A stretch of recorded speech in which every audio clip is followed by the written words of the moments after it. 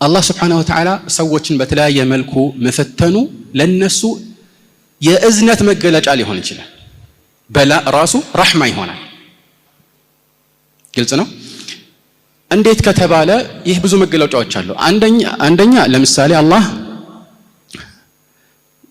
ችግር የሚያጋጥማቸውን ሰዎች ወንጀላቸውን ይመርላቸዋል። ሙስሊም በተለይ ከሆነ ምንም ነገር ያጋጥመው ለሱ ይህ እድልና መልካም ምንዳ ነው አይደል? عجبا لأمر المؤمن إن أمره كله له خير وليس ذلك إلا للمؤمن إن أصابته سراء شكر فكان خيرا له وإن أصابته ضراء صبر فكان خيرا له مؤمن እጅግ የሚደንቀው ጉዳይ ይላሉ መልእክተኛው። የሙእሚን ነገር ጉዳይ ሁሉ የሚደንቅ ነው። ሁሉ ነገሩ ኸይር ነው። ጥሩ ነገር ሲያጋጥመው አላህን ያመሰግንና ጥሩ ይሆንለታል፣ መልካም ይሆንለታል። መጥፎም ሲያጋጥመው አሁንም ሰብር ያደርጋል አላህ ብሎ ከዚያም እንደዚሁ መልካም ውጤት ያስገኝለታል። ስለዚህ ችግር ሲያጋጥመው አንድ ሰው ይህ ችግር ወንጀሉን ያገራግፍለታል። في الصحيحين መልእክተኛው عليه الصلاه والسلام او في الصحيح ምን ይላሉ?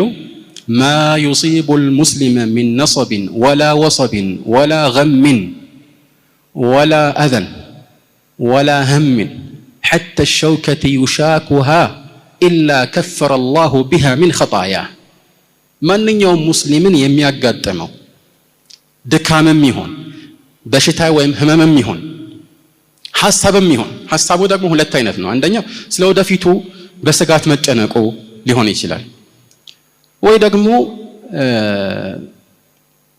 ስላለፈው ነገር ማዘኑም ሊሆን ይችላል። ማንኛውም ችግርም ቢያጋጥመው በሰው አማካኝነትም ይሁን በተፈጥሮ አደጋም ይሁን ትናንሽ የሚባሉ ቅንጥብጣቢ ችግሮችም ይሁን ሌላው ቀርቶ በመንገድ ሲሄድ እግሩን የሚወጋው እሾክም ቢሆን አሉ መልእክተኛው አለይሂ ሰላቱ ሰላም ሁሌም ቢሆን ከወንጀሉ የሆነ ያህልን ሳያራግፍለት አይተወውም አሉ። ይሄ ታዲያ እድል አይደለም? ይሄ ረህማ አይደለም? ሌላው ደረጃችንን ራሱ ከፍ የሚያደርግበት ምክንያትም ሊሆን ይችላል። ይህን የሚያስገነዘበው ደግሞ አንዳንድ ጊዜ እኛ በመልካም ስራችን ለፍተን ጥረን ግረን የማንደርስበትን ደረጃ ስለተፈተነና ስለተቸገረን ብቻ አላህ Subhanahu Wa Ta'ala ያንን ደረጃ ሊያጎናጽፈን ይችላል። ይህ ቀላል ነገር አይደለም ማለት ነው። እንደዚሁም አንዳንድ ሰዎች ምቾት ለነሱ ከፈተና እንዲወድቁ ምክንያት ሊሆናቸው ይችላል። አንዳንድ ሰው በችግር ውስጥ ሲኖር ወደ አላህ ፊቱን ያዞራል፣ አላህን ይማጸናል።